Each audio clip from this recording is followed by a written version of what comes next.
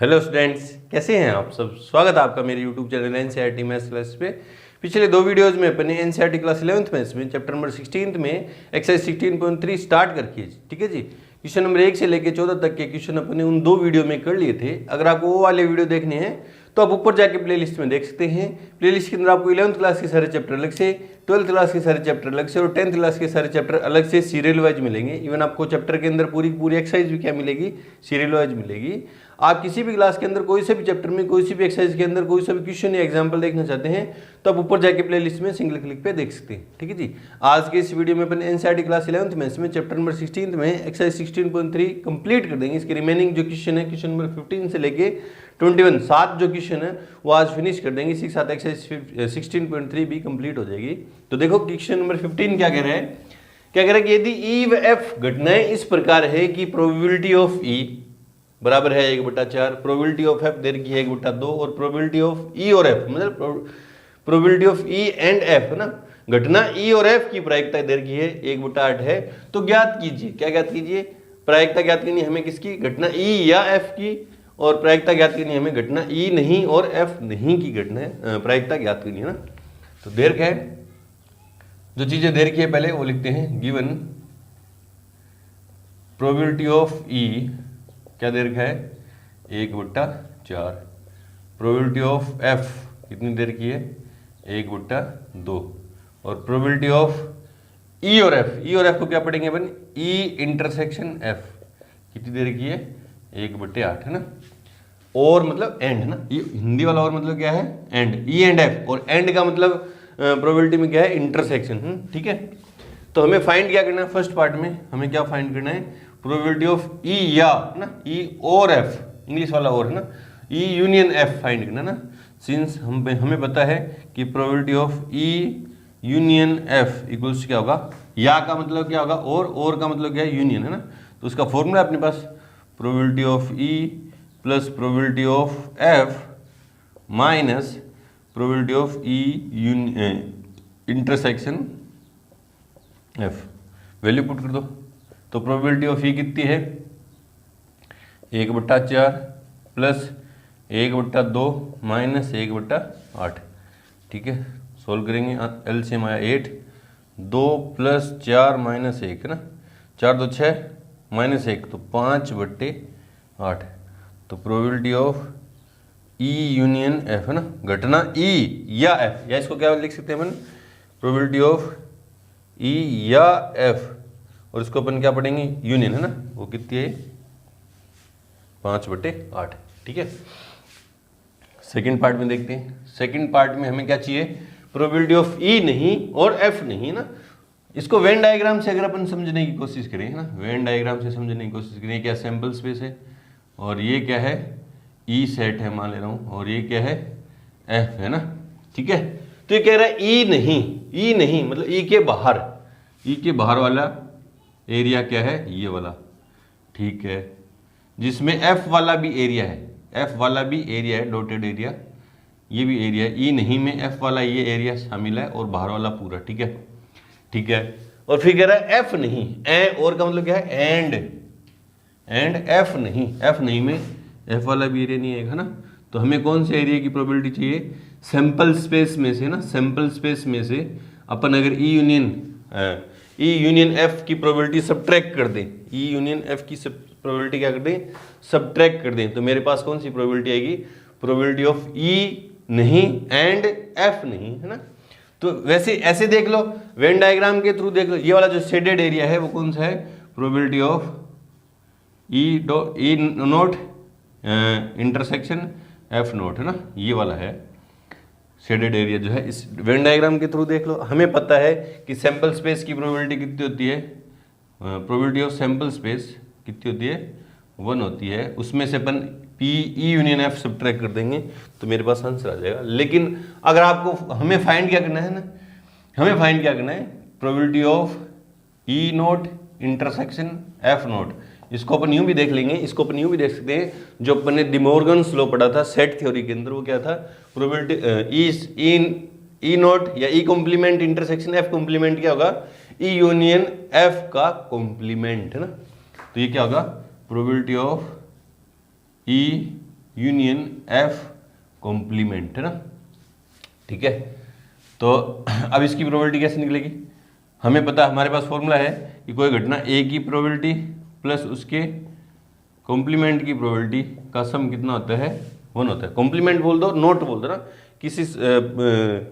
किसी इवेंट की प्रोबेबिलिटी और उसके अक्रेंस की प्रोबेबिलिटी और डज नॉट अक्रेंस की प्रोबेबिलिटी का सम जो कितना होता है 1 होता है ना। तो मुझे ये चाहिए, अब इसके लिए क्या लिखेंगे अपन, ए इंटरसेक्शन एफ की तो value A not intersection F not की तो मेरे को प्रोबेबिलिटी चाहिए, वो आएगी कैसे, इससे वेन डायग्राम से देख लो चाहिए। और ये कैसे होगा, 1 minus probability of E union F, वही लिखा है, देखो मैंने वही देखा, 1 माइनस, सीधा लिख दो चाहिए, डी मॉर्गन्स लॉ है ना, यहाँ लिख देना डी मॉर्गन्स लॉ, ठीक है।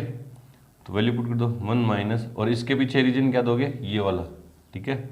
1 माइनस ई यूनियन एफ की प्रोबेबिलिटी कितनी है, 5/8। तो probability of E intersection E not intersection F not क्या हो जाएगी, एलसीएम 8 माइनस 5, तो probability of E not intersection F not equals कितना हो जाएगा, 3/8। यह हो जाएगा हमारा फाइनल आंसर। सेट थ्योरी का भरपूर यूज हो रहा है प्रोबेबिलिटी में, चेक कर लेने बना। Answer number 15 number of first में 5/8, सेकंड में 3/8, बिल्कुल सही है, इस तरह से करेंगे।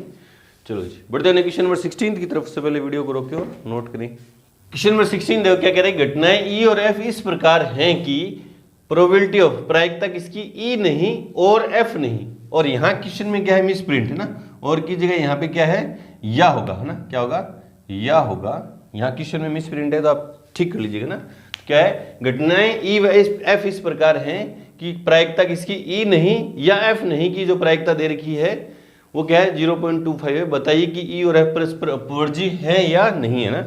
आपको चेक करना है कि इवेंट ई और इवेंट एफ जो है म्यूचुअली एक्सक्लूसिव है या नहीं है। अगर ई इवेंट ई और एफ क्या हुए, है ना, if event E and F are mutually exclusive, है ना, अगर दो इवेंट क्या होते हैं, म्यूचुअली एक्सक्लूसिव होते हैं, परस्पर अपवर्जी होते हैं, देन तो होता क्या है, ई इंटरसेक्शन एफ क्या होता है, 5 होगा। Therefore probability of E intersection F क्या होगी, 0, है ना।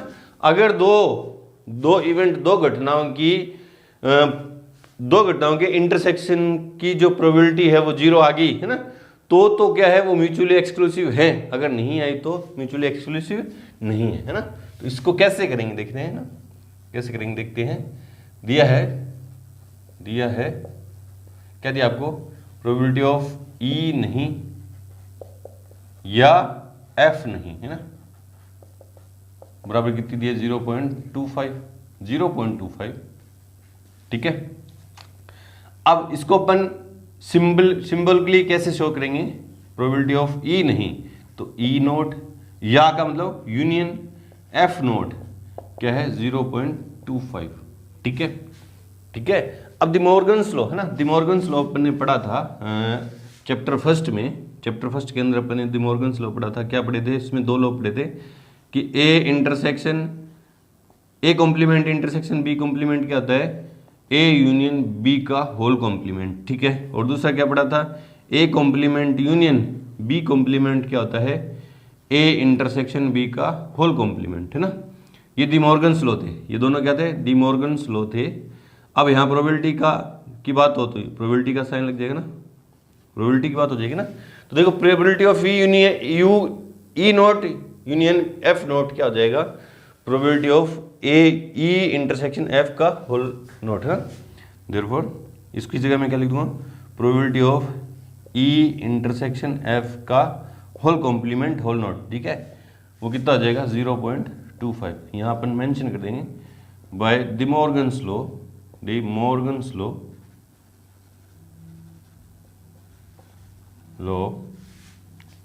और लिख दो यहाँ पे कि probability of E not union F not equals क्या जाएगी, probability of E intersection F का होल नॉट, है ना, ठीक है। इसको वेन डायग्राम से भी अपन समझ सकते हैं ना, वेन डायग्राम से भी अपन समझ सकते हैं। अब इसकी जगह अपन क्या लिखेंगे, इसकी जगह अपन क्या लिखेंगे, 1 minus probability of E intersection F equals क्या होगी 0.25। पहले देखो इसकी जगह ये लिखा द मॉर्गन्स लॉ से, पहले इसको मैंने सिंबॉलिकली रिप्रेजेंट किया, ठीक है, ई नहीं है ना, ई नॉट यूनियन एफ नॉट है ना, या की जगह क्या लगेंगे यूनियन, ठीक है। क्यों कर रहा हूं ये सब, क्यों कर रहा हूं, क्योंकि मेरे को चेक करना है कि ऊपर जो दोनों ई और एफ इवेंट दे रखे हैं वो म्यूचुअली एक्सक्लूसिव है नहीं। म्यूचुअली एक्सक्लूसिव कब होंगे, जब उनकी इंटरसेक्शन की प्रोबेबिलिटी क्या होगी, शून्य आ गई तो है, नहीं आई तो नहीं है ना। उसके लिए फिर क्या किया, मेरे को पता चला डी मॉर्गन्स लॉ क्या कहता है, ये कहता है ना, ये आ गया। फिर इसकी जगह मैंने ये लिखा, इसकी जगह मैंने ये लिखा, वो क्यों लिखा, since probability of event E plus probability of event E not equal से कितना होता है 1 है ना, ठीक है, ठीक है 1। तो इसकी जगह मैंने ये लिख दिया, क्योंकि ये इधर प्लस में है उधर जाएगा तो माइनस में है ना, ठीक है। मेरे को इसकी वैल्यू चाहिए ना, इसकी वैल्यू चाहिए, तो क्या हो जाएगा 1 माइनस 0.25, क्योंकि ये इस तरफ आ जाएगा, इस तरफ चला जाएगा, इक्वल क्या जाएगा probability of E intersection F. तो probability of therefore probability of E intersection F equals कितनी, 1 माइनस 0.25 क्या हो जाएंगे 0.75, डज नॉट इक्वल्स टू 0, 0 के बराबर नहीं है ना, दो इवेंट के इंटरसेक्शन की प्रोबेबिलिटी 0 नहीं आई, therefore events E and F are not mutually exclusive event, ठीक है। तो ये परस्पर अपवर्जी घटनाएं नहीं है ना। इस बात को अपन इस डी मॉर्गन्स लॉ को अपन या तो सीधा याद रख लेंगे है ना, या अपन वेन डायग्राम से भी देख सकते हैं कि ये क्या है, ई इवेंट है ना, और ये क्या है एफ है ना।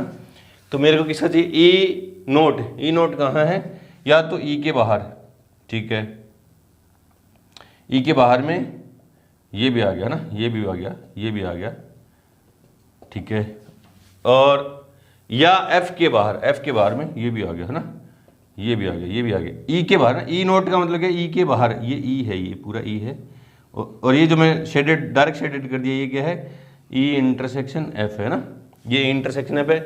मेरे को ई के बाहर चाहिए था, तो ई के बाहर का जो एरिया था उसमें तो एफ भी इंक्लूड था, ठीक है, और एफ के बाहर में क्या था, एफ के बाहर में ई वाला एरिया भी इंक्लूड था, या तो ई के बाहर या एफ के बाहर, तो ये डॉटेड एरिया है, और ये क्या है ई इंटरसेक्शन एफ का, ये इंटरसेक्शन एफ है, और ई इंटरसेक्शन एफ का कॉम्प्लीमेंट दोनों कॉमन एरिया है ना, तो उस तरह से भी देख सकते हैं, वेन डायग्राम से भी समझ सकते हैं ना। चेक कर ले रहे हैं अपन आंसर, यस दिया है और नोट दिया है, क्वेश्चन नंबर 16 नो है ना, ये कि म्यूचुअली एक्सक्लूसिव इवेंट नहीं है, इस तरह से करेंगे। चलो जी बढ़ते हैं क्वेश्चन नंबर 17 की तरफ, से पहले वीडियो को रोकें और नोट करें। क्वेश्चन नंबर 17 देखो क्या कह रहा है कि घटना ए व बी इस प्रकार है कि प्रोबेबिलिटी ऑफ ए, घटना ए की प्रायिकता इतनी है, घटना बी की प्रायिकता इतनी है, घटना ए और बी की प्रायिकता इतनी है। तो ज्ञात क्या करना है हमें, ए नहीं की प्रायिकता, बी नहीं की प्रायिकता और ए या बी की प्रायिकता ना, मतलब P A union, probability of A union B है ना। तो करते हैं, पहले जो वैल्यू दे रखी है वो लिखते हैं आंसर में, event A and B are two events, ठीक है, such that probability of A equals कितनी है 0.42, प्रोबेबिलिटी ऑफ बी कितनी है 0.48, ठीक है, probability of A intersection B है ना, ये और क्या है, इस और का मतलब क्या है एंड, और एंड के लिए क्या है इंटरसेक्शन, कितनी है 0.16 है ना। और फर्स्ट पार्ट में हमें क्या चाहिए, प्रोबेबिलिटी ऑफ ए नहीं है ना, ए नहीं मतलब probability of A complement equals क्या होगा 1 माइनस प्रोबेबिलिटी ऑफ ए।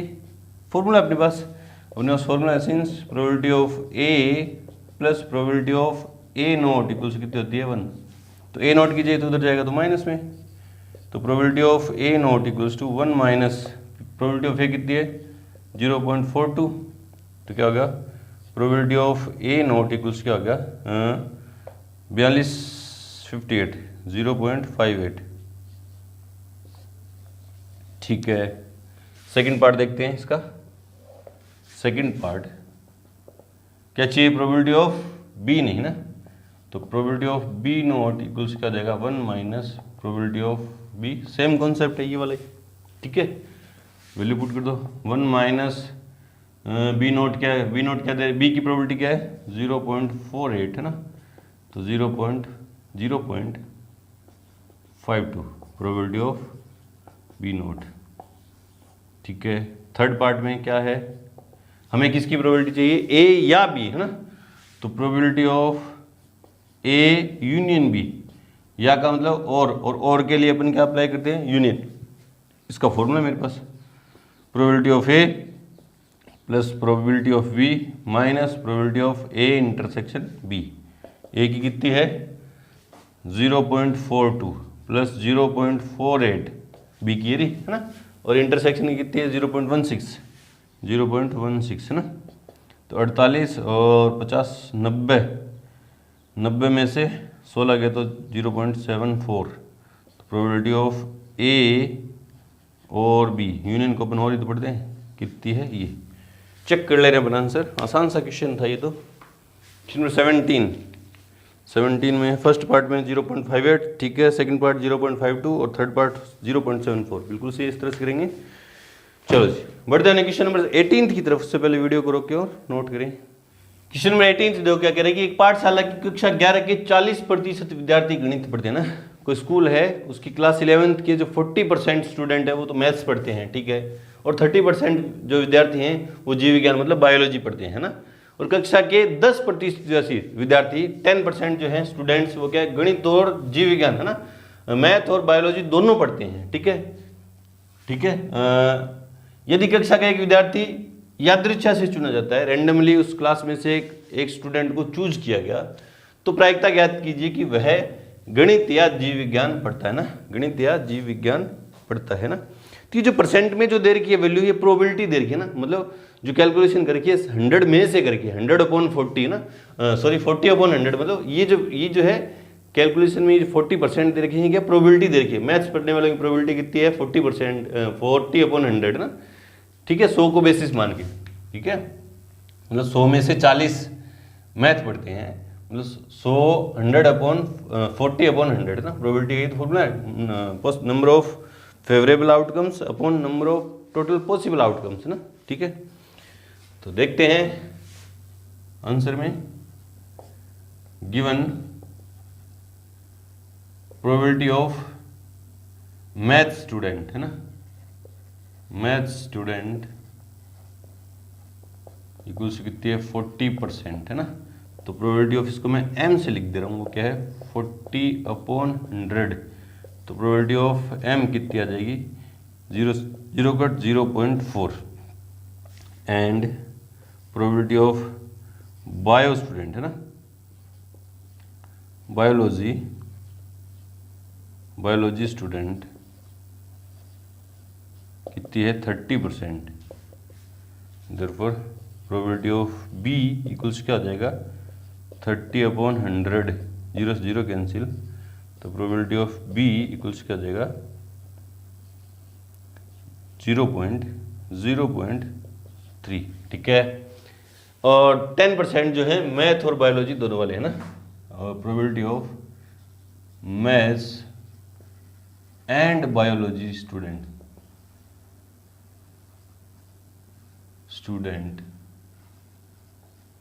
क्या है 10%, तो क्या लिखेंगे probability of math intersection bio and है ना, दोनों पढ़ते हैं, तो क्या होगा 10/100, तो probability of m intersection b equals to क्या जाएगा 0.1। हमें क्या चाहिए प्रोबेबिलिटी ऑफ मैथ या बायोलॉजी है ना, तो probability of therefore probability of maths और बायोलॉजी स्टूडेंट, जो चूजन स्टूडेंट है वो मैथ का होगा या बायोलॉजी का, वो इक्वल्स क्या होगा, उसको क्या लिखेंगे, उसको क्या लिखेंगे, वो क्या होगा इक्वल्स क्या होगा प्रोबेबिलिटी ऑफ मैथ और की जगह यूनियन बी है ना, since probability of math union B A math का स्टूडेंट हो या बायोलॉजी का स्टूडेंट हो, उसकी स्टूडेंट मतलब यूनियन फाइंड करना ना, यूनियन की प्रोबेबिलिटी क्या होगी, probability of M plus probability of B minus probability of M intersection B. Value put कर दो, एम की कितनी है 0.4 प्लस 0. कितनी है 3 माइनस 0.1, तो 0.7 माइनस, तो 0.7 माइनस 0.1, तो probability of M union B equals क्या हो जाएगी 0.6, कितनी हो जाएगी 0.6। चेक कर ले रहे हैं अपन इसको, क्वेश्चन नंबर 18 0.6। इसको अपन वेन डायग्राम से भी देख सकते हैं ना, वेन डायग्राम से भी देख सकते हैं। ये सैंपल स्पेस है, ये मैथ्स वाले स्टूडेंट, ये क्या है बायो वाले, ये मैथ वाले है ना। मैथ वाले टोटल कितने हैं, इंटरसेक्शन वाले कितने हैं, दोनों जो पढ़ते हैं वो कितने हैं 10% है ना। और मैथ वाले कितने थे 40, जिसमें से 10 तो दोनों पढ़ते हैं, तो सिर्फ मैथ कितने पढ़ते हैं 30%। देखो ना टोटल मैथ के कितने थे 40% थे, ठीक है। जिसमें से 10% तो ऐसे हैं जो मैथ और बायोलॉजी दोनों पढ़ते हैं, मैथ एंड बायोलॉजी दोनों पढ़ते हैं, और 30% जो है वो क्या है सिर्फ और सिर्फ मैथ पढ़ते हैं, ठीक है। बायोलॉजी वाले क्या थे 30% थे, जिनमें से 10% तो क्या है, देखो ना ये 20 हो जाएंगे। देखो ना कैसे बायोलॉजी वाले देखो कितने हो गए 30% हो गए, 30% हो गए, जिसमें से 20% तो ओनली बायोलॉजी और 10% मैथ एंड बायोलॉजी। अब मैथ और बायोलॉजी वाले है ना, मैथ और बायोलॉजी वाले कितने परसेंट हो गए 30 प्लस 10 प्लस 20 ना, 30 40 60 है ना, 60%। वेन डायग्राम से भी देख सकते हैं एम और बी की जो प्रोबेबिलिटी होगी कितनी है 60%। इस तरह से करेंगे। चलो जी बढ़ते हैं क्वेश्चन नंबर 19 की तरफ से। पहले वीडियो को रोकें और नोट करें। क्वेश्चन नंबर 19 देखो क्या करेगी, एक प्रवेश परीक्षा को 2 परीक्षणों के आधार पर श्रेणीबद्ध किया गया ना। कोई एंट्रेंस एग्जाम है, उसमें 2 टेस्ट है, उनके बेसिस पे डिसाइड किया गया वो एंट्रेंस एग्जाम, ठीक है। किसी यादृच्छा चुने के विद्यार्थी की पहले परीक्षण में उत्तीर्ण होने की प्रायिकता 0.8 है और दूसरे परीक्षण में उत्तीर्ण होने की प्रायिकता क्या है 0.7 है ना। कोई रैंडमली कोई स्टूडेंट को चूज किया गया, और फर्स्ट टेस्ट में क्योंकि जो एंट्रेंस एग्जाम है उसमें 2 टेस्ट लगेंगे, उसमें फर्स्ट टेस्ट को पास करने की जो प्रोबेबिलिटी है उसकी कितनी है 0.8 है, और सेकंड टेस्ट को पास करने की जो प्रोबेबिलिटी है वो कितनी है 0.7 है। दोनों में से कम एक परीक्षण उत्तीर्ण करने की प्रायिकता कितनी है 0.95 है ना। दोनों में से कम या तो फर्स्ट या सेकंड है ना, दोनों में से कम, उससे एक से कम नहीं है ना, एक या एक से ज्यादा, जितने भी एक या तो दोनों में, देखो कम से कम एक है ना, कम से कम एक, इसका मतलब क्या है एक या एक से ज्यादा है ना। कम से कम एक का मतलब क्या है, कम से कम एक का मतलब क्या है एक या एक से ज्यादा, उस एक से कम नहीं है ना। मतलब या तो एक टेस्ट वो पास करेगा या दोनों टेस्ट, एक से ज्यादा कितने 2 टेस्ट या दोनों टेस्ट पास करेगा, उसकी जो प्रोबेबिलिटी है वो कितनी है 0.95 है। दोनों परीक्षण उत्तीर्ण करने की प्रायिकता क्या है ना। आंसर में मैंने मान लेता हूं, मानना ए जो है पहला परीक्षण उत्तीर्ण करना वाला इवेंट है, ठीक है, और बी जो है दूसरा परीक्षण उत्तीर्ण करना, ये दूसरा इवेंट है ना। गिवन प्रोबेबिलिटी ऑफ ए है ना, फर्स्ट पहले परीक्षण को उत्तीर्ण करने की जो प्रोबेबिलिटी है वो कितनी है 0.8 है, ठीक है। और प्रोबेबिलिटी ऑफ बी है ना वो कितनी है 0.7 है। देखो पहले परीक्षण को उत्तीर्ण करने की प्रायिकता 0.8 और दूसरे को उत्तीर्ण करने की प्रायिकता क्या है 0.7। मैंने डिफाइन कर दिया दोनों इवेंट है ना। And P A union B दे रखा है ना, दोनों में से कम या तो ए पास करे है ना, फर्स्ट टेस्ट पास करे या सेकंड टेस्ट पास करे या दोनों करे है ना, दोनों है ना। उसकी प्रोबेबिलिटी कितनी है 0.95। बोले सर ये समझ में नहीं आया ए यूनियन बी क्यों लिख दिया ना। देखो वेन डायग्राम के अंदर अगर समझे है ना, वेन डायग्राम के अंदर ये ए टेस्ट है और ये ए मतलब फर्स्ट टेस्ट है और बी मतलब सेकंड टेस्ट है। ए यूनियन बी में या तो फर्स्ट टेस्ट पास करेगा है ना, या तो फर्स्ट टेस्ट पास करेगा या सेकंड टेस्ट पास करेगा या दोनों पास करेगा। यहाँ तो ओनली ए, ये क्या कौन सा है ओनली ए, ये कौन सा है ओनली बी, और ये कौन सा है ए एंड बी है ना, A and B, A union B. और ये पूरा जो है ए यूनियन बी होगा ना, ये पूरा जो है क्या होगा A union B. A union B में या तो ए टेस्ट पास करेगा, या तो फर्स्ट टेस्ट पास करेगा, या सेकंड टेस्ट पास करेगा, या दोनों पास करेंगे ना। एक कम से कम एक का मतलब क्या, एक पास करे या तो ए या बी, या एक से ज्यादा मतलब या दोनों पास कर देना, तो यूनियन आएगा ना। हमें फाइंड किसकी प्रोबेबिलिटी फाइंड किसकी करनी है, दोनों परीक्षण है ना। सिंस प्रोबेबिलिटी हमें कौन सी फाइंड करनी है, ए इंटरसेक्शन बी, दोनों ए भी फर्स्ट भी पास करे सेकंड भी पास करे, उसकी प्रोबेबिलिटी हमें क्या करनी है, फाइंड करनी है। और फॉर्मूला ए यूनियन बी का, since probability of A union B equals क्या आता है, probability of A plus probability of B minus probability of A intersection B. Value put कर दो, ए यूनियन बी की वैल्यू कितनी है 0.95 equals to 0.8 plus 0.7 minus probability of A intersection B, तो 0.95 equals to 1.8715 1.5 minus probability of A intersection B, ये इधर आएगा ये उधर जाएगा, तो probability of A intersection B equals to 1.5 minus 0.95, ठीक है। तो probability of A intersection B है ना, 150 में से 95 जाएंगे तो कितने बचे देख लो ना,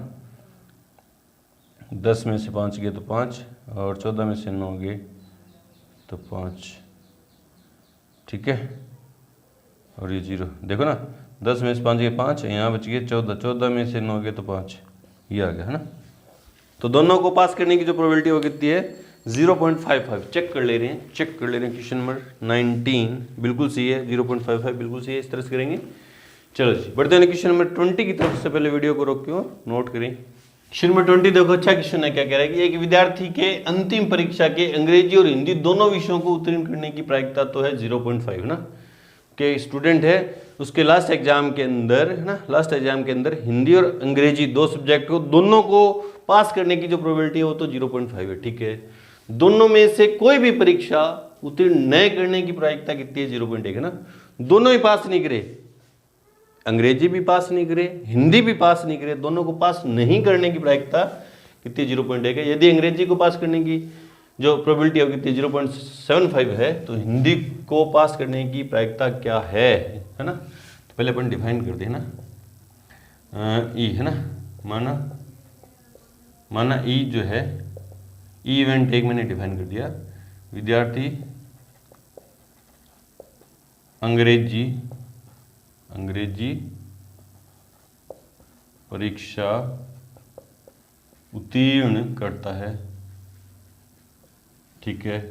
और इवेंट एच मैंने डिफाइन कर दिया। ई एच क्यों सर, ई से इंग्लिश, एच हिंदी है ना।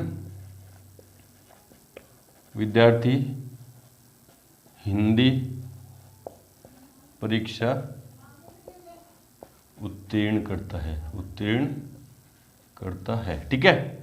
अब दिया है ना, गिवन क्या है, क्या कह रहा है, एक विद्यार्थी के अंतिम परीक्षा में अंग्रेजी और हिंदी दोनों को उत्तीर्ण करने की प्रायिकता, इंग्लिश एंड हिंदी ना, तो प्रोबेबिलिटी ऑफ इंग्लिश एंड के लिए इंटरसेक्शन हिंदी कितनी है 0.5 है, ठीक है।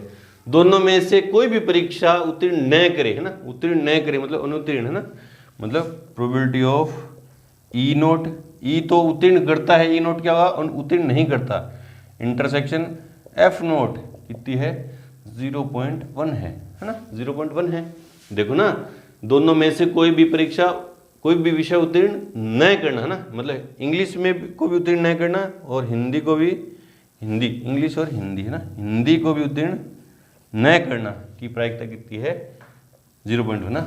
ई नोट क्या बताएगा, ई क्या कहता है परीक्षा उत्तीर्ण करना अंग्रेजी की, और ई नोट क्या कहेगा अंग्रेजी की परीक्षा उत्तीर्ण न करना है ना, ठीक है, वो इतनी है, ठीक है। यदि अंग्रेजी की परीक्षा उत्तीर्ण करने की प्रायिकता ये है, प्रोबेबिलिटी ऑफ ई कितनी है 0.75, ठीक है। हमें क्या फाइंड करनी है, प्रोबेबिलिटी ऑफ एच, ये हमें क्या करना है फाइंड करना है। तो प्रोबेबिलिटी ऑफ एच फाइंड करना है, ई इंटरसेक्शन एच है, ई की प्रोबेबिलिटी है, एच फाइंड करनी है। ये देखो यहाँ से स्टार्ट करेंगे ना, since probability of E union F intersection, E union F का नोट होल कॉम्प्लीमेंट है ना, वो क्या होगा probability of E intersection F, E not intersection F not है ना, probability of E union F not equals क्या होगा, probability of E not intersection F not है ना, क्या है, डिमॉर्गन्स लॉ, डिमॉर्गन्स लॉ, ठीक है, डिमॉर्गन्स लॉ यही तो कहता है ना।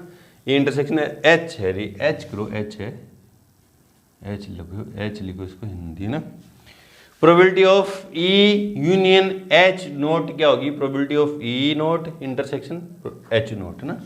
अब इसकी जगह मैं क्या लिख दूंगा, 1 minus probability of E union H equals क्या होगी, प्रोबेबिलिटी ऑफ, इसकी जगह मैं वैल्यू पुट कर दे रहा हूँ, इसकी जगह मैं वैल्यू पुट कर दे रहा हूँ, ये कितनी है, नंबर फर्स्ट मान ले रहा हूँ, इसकी जगह क्या रख देंगे 0.1 है ना, बाय फर्स्ट, इसकी जगह ये रखा तो by first, and probability of A plus probability of A not equals कितना होता है 1 है ना। तो इसकी जगह तो ये लिखा वो तो इस फॉर्मूले से, इसकी जगह ये लिखा ये बाय इक्वेशन फर्स्ट है ना, तो यहाँ से मेरे पास इसकी वैल्यू आ जाएगी, ये उधर जाएगा तो प्लस में, तो probability of E union H equals क्या हो जाएगा 1 माइनस 0.1, तो probability of E union H equals क्या हो जाएगा 0.99, ठीक है, 0.9, 0 पॉइंट क्या हो जाएगा 9,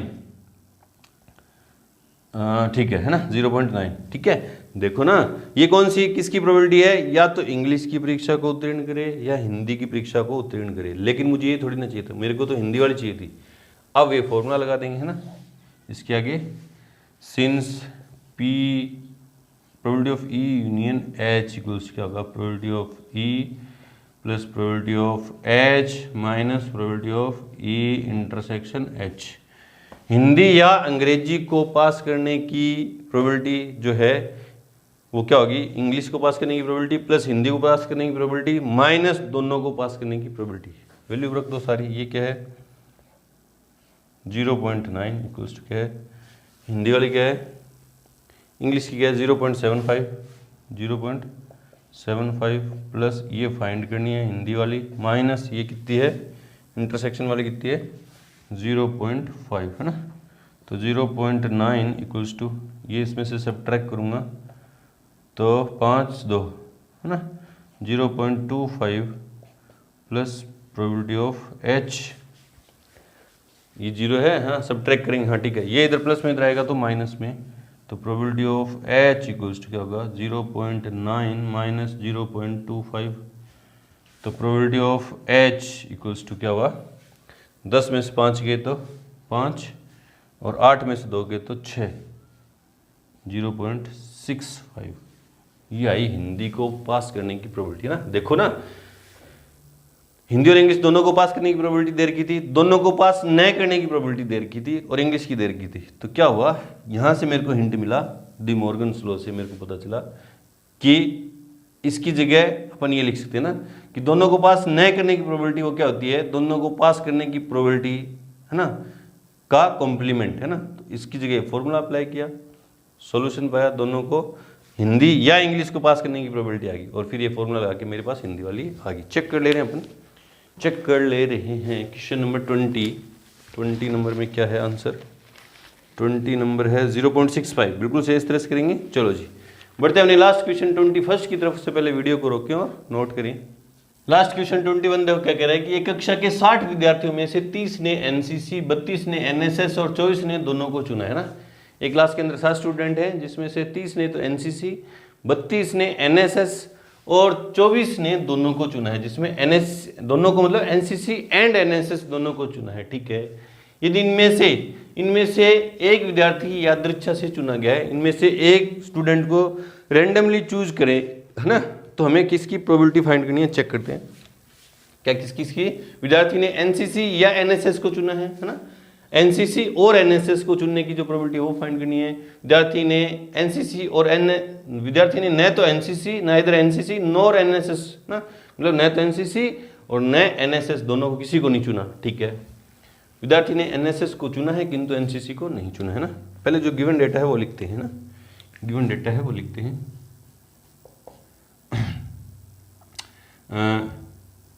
दिया है कुल विद्यार्थी बराबर 60। ठीक है, एनसीसी को चुनने वाले, एनसीसी को चुनने वाले कितने हैं, वाले विद्यार्थी कितने हैं, 30। और एनएसएस को चुनने वाले विद्यार्थी बराबर कितने हैं, 32। ठीक है, और चॉइस ने दोनों, है ना, दोनों मतलब एनसीसी एंड एनएसएस को चुनने वाले विद्यार्थी बराबर कितने हैं, 24 है। ठीक है, अब मैं इवेंट डिफाइन कर दे रहा हूँ ना, लेट ए, है ना, माना ए जो इवेंट है वो कौन से है, एनसीसी को चुनने वाले विद्यार्थी, है ना, को चुनने वाले विद्यार्थी, है ना। नहीं तो पूरे डेटा इतना लिखना पड़ेगा, एनसीसी एनएसएस, है ना, इसलिए मैंने इवेंट डिफाइन कर दिया। बी क्या है, एनएसएस को चुनने वाले विद्यार्थी, है ना। ठीक है, तो probability of A, therefore probability of A, है ना, मतलब एनसीसी को चुनने वाले विद्यार्थियों की प्रोबेबिलिटी कितनी है, 30। वही फॉर्मूला वही है, number of favourable outcomes upon total number of possible outcomes, है ना। फेवरेबल एनसीसी को चुनने वाले कितने हैं, एनसीसी को चुनने वाले 30, बट्टा में टोटल कितने हैं, 60, काट दिया तो 1/2। प्रोबेबिलिटी ऑफ इवेंट बी, मतलब एनएसएस को चुनने वाले विद्यार्थियों की प्रोबेबिलिटी कितनी है, 32/60, 8 की टेबल में नहीं, 4 की टेबल में, 8 की टेबल में 4 नहीं, 4 की टेबल में 8,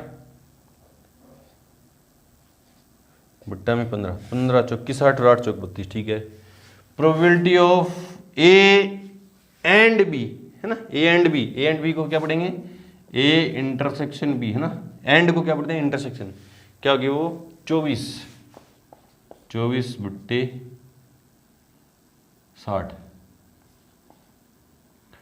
ठीक है, तो 4 की टेबल में 6 और 4 की टेबल में 15, 3 की टेबल में 2 और 3 की टेबल में 5, तो 12, है ना, 12 की टेबल में कटे, 12 दूनी 24, 12 पंजू 60। ठीक है, ठीक है, ये तो गिवन डेटा था, उससे अपन ने वैल्यू फाइंड कर ली ना।